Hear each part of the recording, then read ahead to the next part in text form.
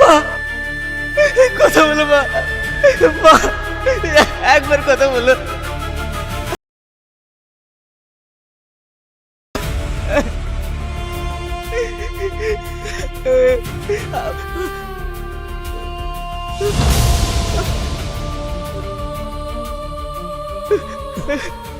আব্বা,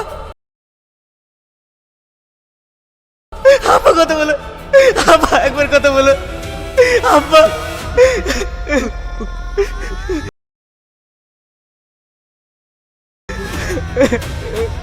আব্বা, একবার কথা বলো আব্বা।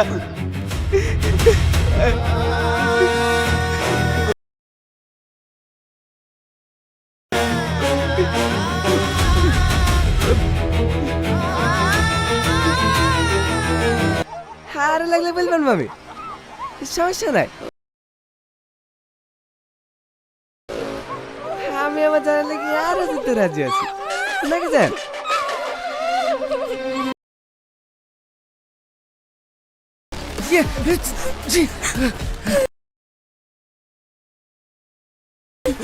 তোর কিচ্ছু হবে না মা, আমি আছি।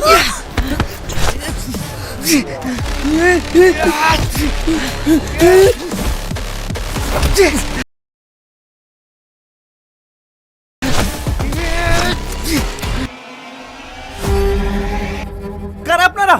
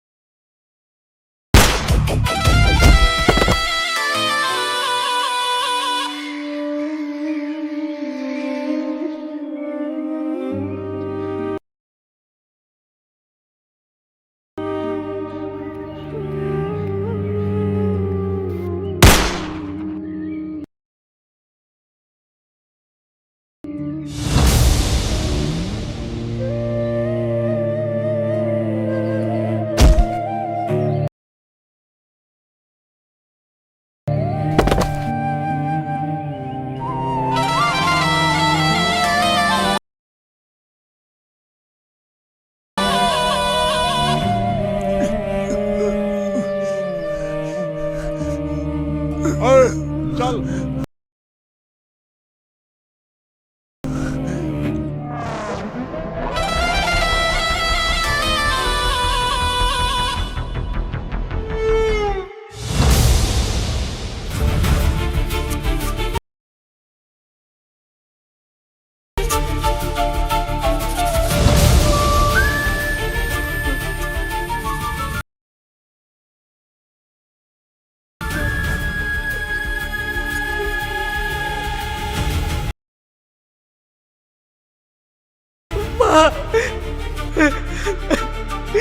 হ্যালো এভরিওয়ান, আজ আপনাদের সামনে নিয়ে আসলাম পল্লীগ্রাম টিভির বারুদ নাটকের দ্বিতীয় পর্বের চুলচেরা বিশ্লেষণ এবং আগামী তৃতীয় পর্বে গল্পের মোড় কোন দিকে ঘুরতে পারে তার রোমাঞ্চকর আভাস।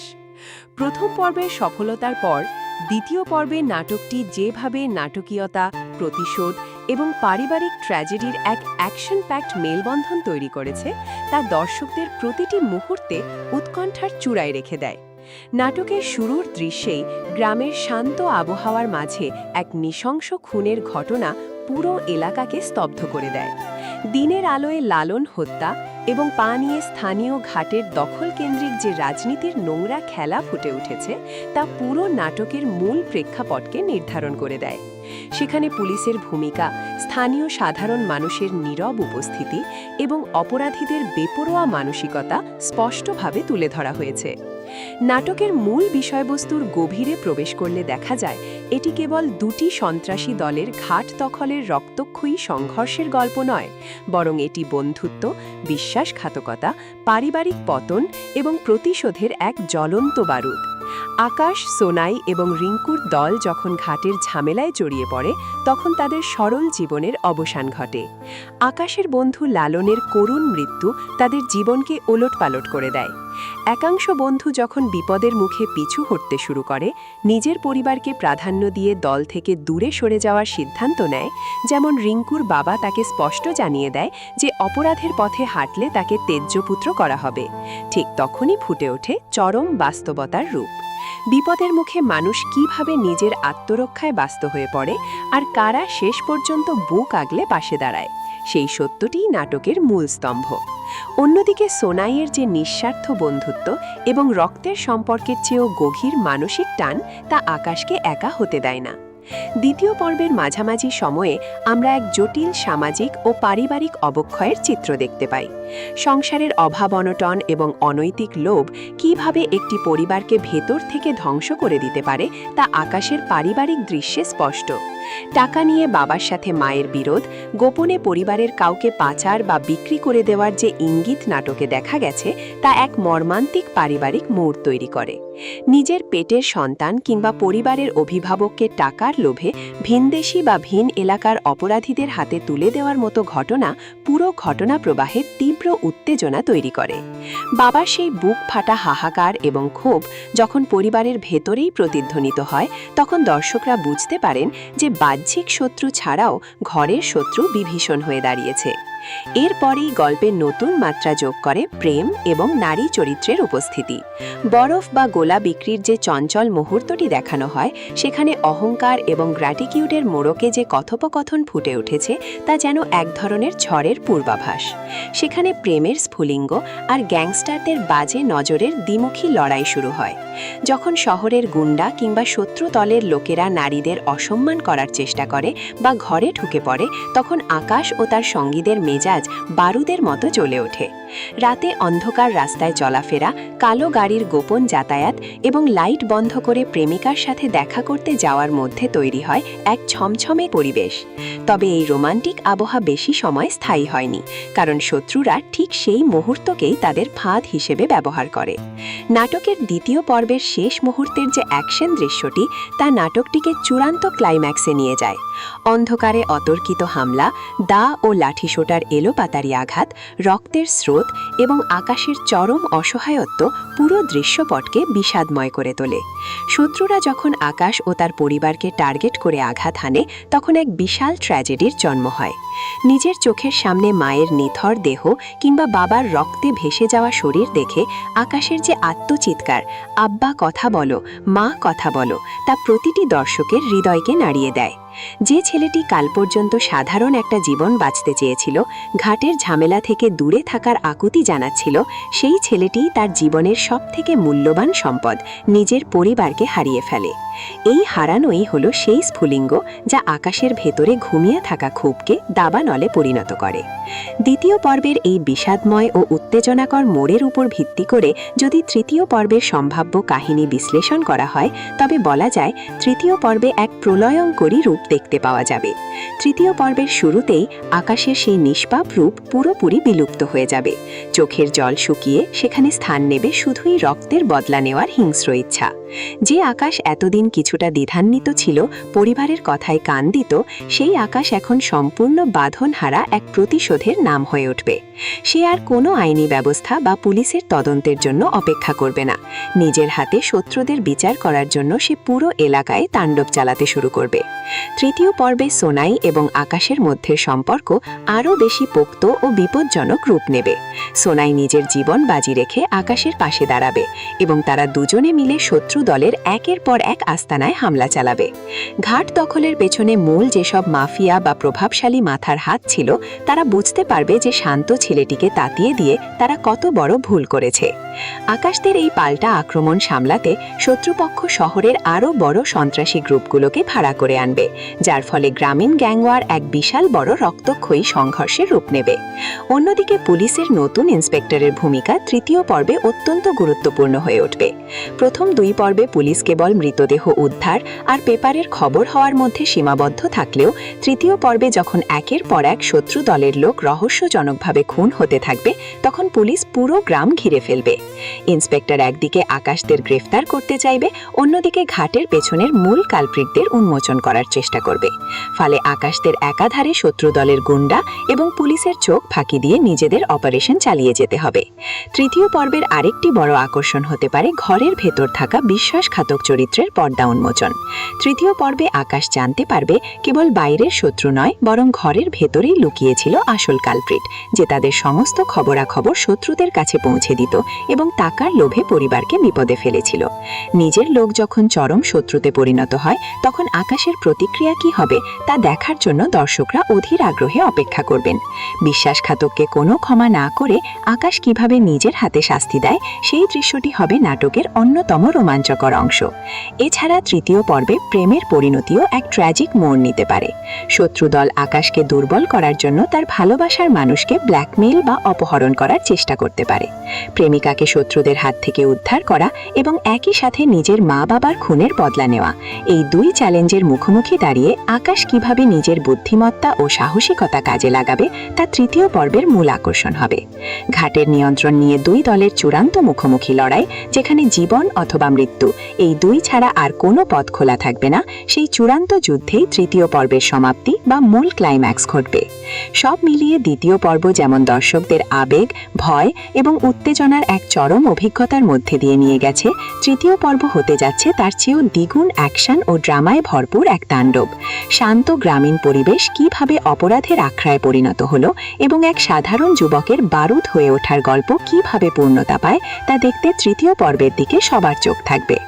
নাটকের দ্বিতীয় পর্ব যেখানে শেষ হয়েছিল সেই রক্তে ভেজা মাটি আর আকাশের কান্না জড়ানো চিৎকার থেকে তৃতীয় পর্বের মূল ঝড়ের সূচনা ঘটবে।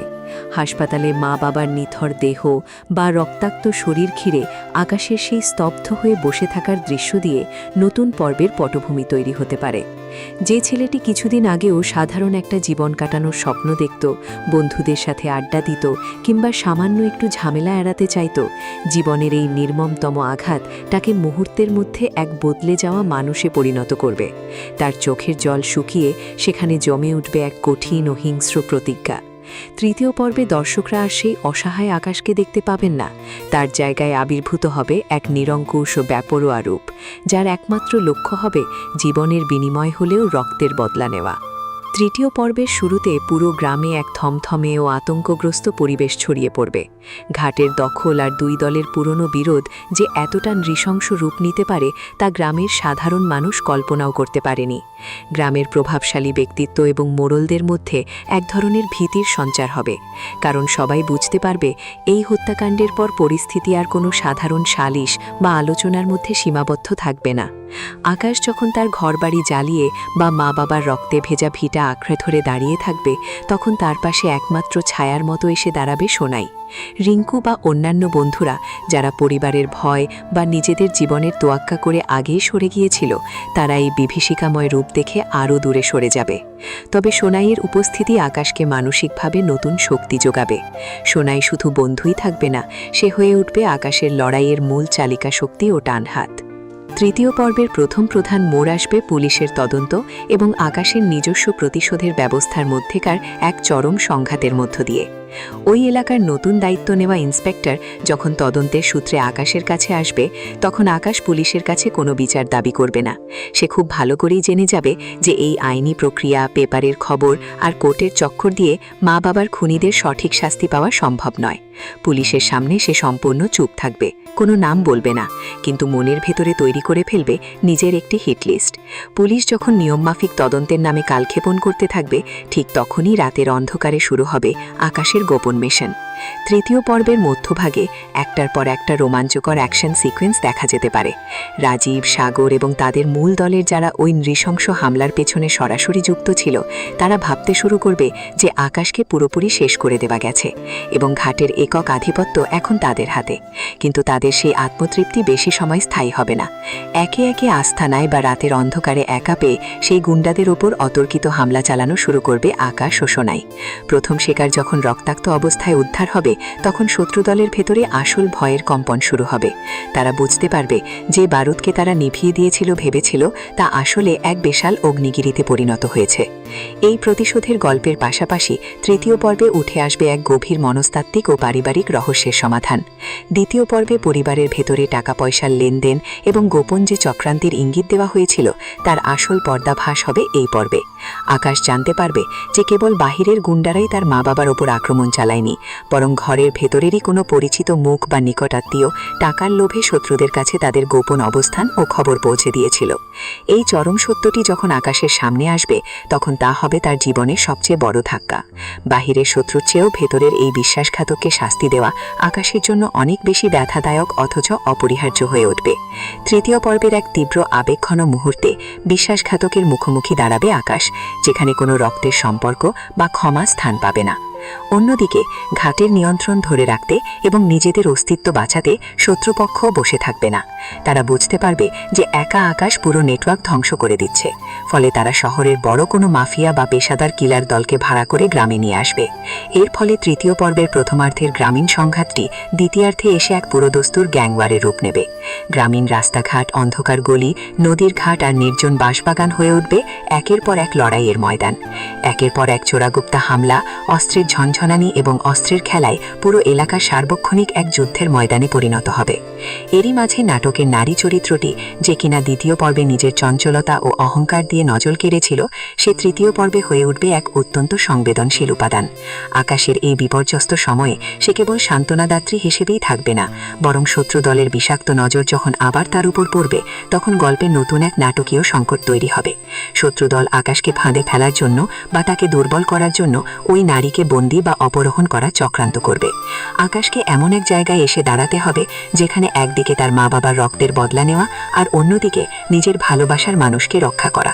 এই জোড়া চ্যালেঞ্জ সামলাতে আকাশের বুদ্ধিমত্তা, সাহস ও কৌশলের চূড়ান্ত পরীক্ষা ঘটবে। তৃতীয় পর্বের শেষের দিকে এক মহানাটকীয় ও রক্তক্ষয়ী ক্লাইম্যাক্স তৈরি হবে। সেই নদীঘাট যা নিয়ে এত রক্তপাত, এতগুলো জীবনের বিনাশ, সেই ঘাটেই মুখোমুখি হবে দুই পক্ষ। একদিকে থাকবে শত্রুদলের সমস্ত অস্ত্রধারী বাহিনী আর অন্যদিকে থাকবে স্বজনহারার তীব্র জ্বালা নিয়ে বুক চিতিয়ে দাঁড়ানো আকাশ ও সোনাই। ওই রাতের অন্ধকারে ঘাটের তীরে বৃষ্টির পানির সাথে মিশে যাবে রক্তের দাগ। প্রতিটি আঘাত, প্রতিটি সংলাপ হবে তীব্র উত্তেজনাপূর্ণ। আকাশ কিভাবে একে একে তার জীবনের সব শত্রুকে ধ্বংস করে নিজের নেওয়া প্রতিজ্ঞা পূরণ করে আর এই রক্তক্ষয়ী সংগ্রামের পর তার নিজের জীবনের পরিণতি ঠিক কোথায় গিয়ে ঠেকে তা দেখতে দর্শকরা বাকরুদ্ধ হয়ে তাকিয়ে থাকবেন। তৃতীয় পর্বটি কেবল সাধারণ এক প্রতিশোধের নাটক থাকবে না, এটি হয়ে উঠবে ভালোবাসা, বিশ্বাসঘাতকতা, পারিবারিক বন্ধন এবং এক সাধারণ যুবকের চরম নিষ্ঠুর বাস্তবতার মুখোমুখি দাঁড়িয়ে কালজয়ী বারুদ হয়ে ওঠার এক চরম রোমাঞ্চকর উপাখ্যান। গল্পটি দর্শকদের মনে তৈরি করবে এক গভীর রেখাপাত, যা নাটকের পরবর্তী ধাপের জন্য এক অভাবনীয় কৌতূহল রেখে যাবে। নাটকের দ্বিতীয় পর্ব যেখানে শেষ হয়েছিল, সেই রক্তে ভেজা মাটি আর আকাশের কান্না জড়ানো চিৎকার থেকেই তৃতীয় পর্বের মূল ঝড়ের সূচনা ঘটবে। হাসপাতালে মা বাবার নিথর দেহ বা রক্তাক্ত শরীর ঘিরে আকাশের সেই স্তব্ধ হয়ে বসে থাকার দৃশ্য দিয়ে নতুন পর্বের পটভূমি তৈরি হতে পারে।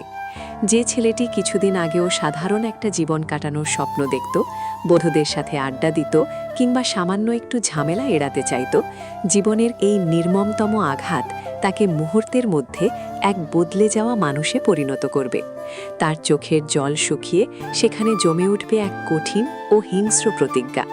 তৃতীয় পর্বে দর্শকরা আর সেই অসহায় আকাশকে দেখতে পাবেন না। তার জায়গায় আবির্ভূত হবে এক নিরঙ্কুশ ও বেপরোয়া রূপ, যার একমাত্র লক্ষ্য হবে জীবনের বিনিময়ে হলেও রক্তের বদলা নেওয়া। তৃতীয় পর্বের শুরুতে পুরো গ্রামে এক থমথমে ও আতঙ্কগ্রস্ত পরিবেশ ছড়িয়ে পড়বে।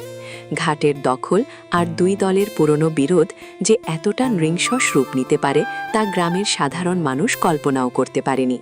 গ্রামের প্রভাবশালী ব্যক্তিত্ব এবং মোড়লদের মধ্যে এক ধরনের ভীতির সঞ্চার হবে, কারণ সবাই বুঝতে পারবে এই হত্যাকাণ্ডের পর পরিস্থিতি আর কোনো সাধারণ সালিশ বা আলোচনার মধ্যে সীমাবদ্ধ থাকবে না।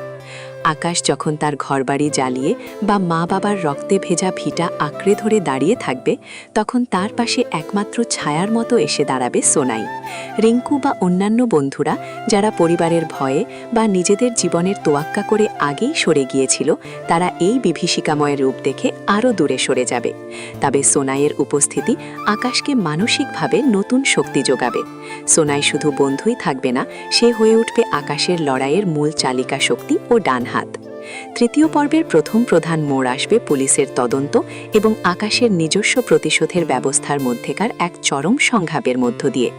ওই এলাকার নতুন দায়িত্ব নেওয়া ইন্সপেক্টর যখন তদন্তের সূত্রে আকাশের কাছে আসবে, তখন আকাশ পুলিশের কাছে কোনো বিচার দাবি করবে না। সে খুব ভালো করেই জেনে যাবে যে এই আইনি প্রক্রিয়া, পেপারের খবর আর কোর্টের চক্কর দিয়ে মা বাবার খুনিদের সঠিক শাস্তি পাওয়া সম্ভব নয়। পুলিশের সামনে সে সম্পূর্ণ চুপ থাকবে, কোনো নাম বলবে না, কিন্তু মনের ভেতরে তৈরি করে ফেলবে নিজের একটি হিটলিস্ট। পুলিশ যখন নিয়মমাফিক তদন্তের নামে কালক্ষেপণ করতে থাকবে, ঠিক তখনই রাতের অন্ধকারে শুরু হবে আকাশের গোপন মিশন। তৃতীয় পর্বের মধ্যভাগে একটার পর একটা রোমাঞ্চকর অ্যাকশন সিকোয়েন্স দেখা যেতে পারে। রাজীব, সাগর এবং তাদের মূল দলের যারা ওই নৃশংস হামলার পেছনে সরাসরি যুক্ত ছিল, তারা ভাবতে শুরু করবে যে আকাশকে পুরোপুরি শেষ করে দেওয়া গেছে এবং ঘাটের একক আধিপত্য এখন তাদের হাতে। কিন্তু তাদের সেই আত্মতৃপ্তি বেশি সময় স্থায়ী হবে না। একে একে আস্তানায় বা রাতের অন্ধকারে একা পেয়ে সেই গুন্ডাদের ওপর অতর্কিত হামলা চালানো শুরু করবে আকাশ ও সোনাই। প্রথম শিকার যখন রক্তাক্ত অবস্থায় উদ্ধার হবে, তখন শত্রু দলের ভেতরে আসল ভয়ের কম্পন শুরু হবে। তারা বুঝতে পারবে যে বারুদকে তারা নিভিয়ে দিয়েছিল ভেবেছিল, তা আসলে এক বিশাল অগ্নিগিরিতে পরিণত হয়েছে। এই প্রতিশোধের গল্পের পাশাপাশি তৃতীয় পর্বে উঠে আসবে এক গভীর মনস্তাত্ত্বিক ও পারিবারিক রহস্যের সমাধান। দ্বিতীয় পর্বে পরিবারের ভেতরে টাকা পয়সার লেনদেন এবং গোপন যে চক্রান্তের ইঙ্গিত দেওয়া হয়েছিল, তার আসল পর্দাভাস হবে এই পর্বে। আকাশ জানতে পারবে যে কেবল বাহিরের গুন্ডারাই তার মা বাবার ওপর আক্রমণ চালায়নি, বরং ঘরের ভেতরেরই কোনো পরিচিত মুখ বা নিকট আত্মীয় টাকার লোভে শত্রুদের কাছে তাদের গোপন অবস্থান ও খবর পৌঁছে দিয়েছিল। এই চরম সত্যটি যখন আকাশের সামনে আসবে, তখন তা হবে তার জীবনের সবচেয়ে বড় ধাক্কা। বাহিরের শত্রুর চেয়েও ভেতরের এই বিশ্বাসঘাতককে শাস্তি দেওয়া আকাশের জন্য অনেক বেশি ব্যথাদায়ক, অথচ অপরিহার্য হয়ে উঠবে। তৃতীয় পর্বের এক তীব্র আবেগঘন মুহূর্তে বিশ্বাসঘাতকের মুখোমুখি দাঁড়াবে আকাশ, যেখানে কোনো রক্তের সম্পর্ক বা ক্ষমা স্থান পাবে না। অন্যদিকে ঘাটের নিয়ন্ত্রণ ধরে রাখতে এবং নিজেদের অস্তিত্ব বাঁচাতে শত্রুপক্ষও বসে থাকবে না। তারা বুঝতে পারবে যে একা আকাশ পুরো নেটওয়ার্ক ধ্বংস করে দিচ্ছে, ফলে তারা শহরের বড় কোনো মাফিয়া বা পেশাদার কিলার দলকে ভাড়া করে গ্রামে নিয়ে আসবে। এর ফলে তৃতীয় পর্বের প্রথমার্ধের গ্রামীণ সংঘাতটি দ্বিতীয়ার্ধে এসে এক পুরো দস্তুর গ্যাংওয়ারের রূপ নেবে। গ্রামীণ রাস্তাঘাট, অন্ধকার গলি, নদীর ঘাট আর নির্জন বাঁশবাগান হয়ে উঠবে একের পর এক লড়াইয়ের ময়দান। একের পর এক চোরাগুপ্ত হামলা, অস্ত্রের ঝনঝনানি ও অস্ত্রের খেলায় পুরো এলাকা সার্বক্ষণিক এক যুদ্ধের ময়দানে পরিণত হবে। এরই মাঝে নাটকের নারী চরিত্রটি, যে কিনা দ্বিতীয় পর্বে নিজের চঞ্চলতা ও অহংকার দিয়ে নজর কেড়েছিল, সে তৃতীয় পর্বে হয়ে উঠবে এক অত্যন্ত সংবেদনশীল উপাদান। আকাশের এই বিপর্যস্ত সময় সে কেবল সান্ত্বনাদাত্রী হিসেবেই থাকবে না, বরং শত্রু দলের বিষাক্ত নজর যখন আবার তার উপর পড়বে, তখন গল্পে নতুন এক নাটকীয় সংকট তৈরি হবে। শত্রুদল আকাশকে ফাঁদে ফেলার জন্য বা তাকে দুর্বল করার জন্য ওই নারীকে বন্দী বা অপহরণ করার চক্রান্ত করবে। আকাশকে এমন এক জায়গায় এসে দাঁড়াতে হবে যেখানে একদিকে তার মা বাবার রক্তের বদলা নেওয়া আর অন্যদিকে নিজের ভালোবাসার মানুষকে রক্ষা করা। এই জোড়া চ্যালেঞ্জ সামলাতে আকাশের বুদ্ধিমত্তা, সাহস ও কৌশলের চূড়ান্ত পরীক্ষা ঘটবে। তৃতীয় পর্বের শেষের দিকে এক মহানাটকীয় ও রক্তক্ষয়ী ক্লাইম্যাক্স তৈরি হবে। সেই নদীঘাট জানিয়ে এত রক্তপাত, এতগুলো জীবনের বিনাশ, সেই ঘাটেই মুখোমুখি হবে দুই পক্ষ। একদিকে থাকবে শত্রু দলের সমস্ত অস্ত্রধারী বাহিনী, আর অন্যদিকে থাকবে স্বজনহারার তীব্র জ্বালা নিয়ে বুক চিতিয়ে দাঁড়ানো আকাশ ও সোনাই। ওই রাতের অন্ধকারে ঘাটের তীরে বৃষ্টির পানির সাথে মিশে যাবে রক্তের দাগ। প্রতিটি আঘাত, প্রতিটি সংলাপ হবে তীব্র উত্তেজনাপূর্ণ।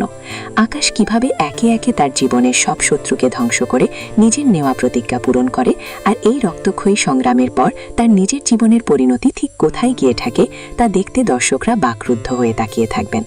তৃতীয় পর্বটি কেবল সাধারণ এক প্রতিশোধের নাটক থাকবে না, এটি হয়ে উঠবে ভালোবাসা, বিশ্বাসঘাতকতা, পারিবারিক বন্ধন এবং এক সাধারণ যুবকের চরম নিষ্ঠুর বাস্তবতার মুখোমুখি দাঁড়িয়ে কালজয়ী বারুদ হয়ে ওঠার এক চরম রোমাঞ্চকর উপাখ্যান। গল্পটি দর্শকদের মনে তৈরি করবে এক গভীর রেখাপাত, যা নাটকের পরবর্তী ধাপের জন্য এক অভাবনীয় কৌতূহল রেখে যাবে।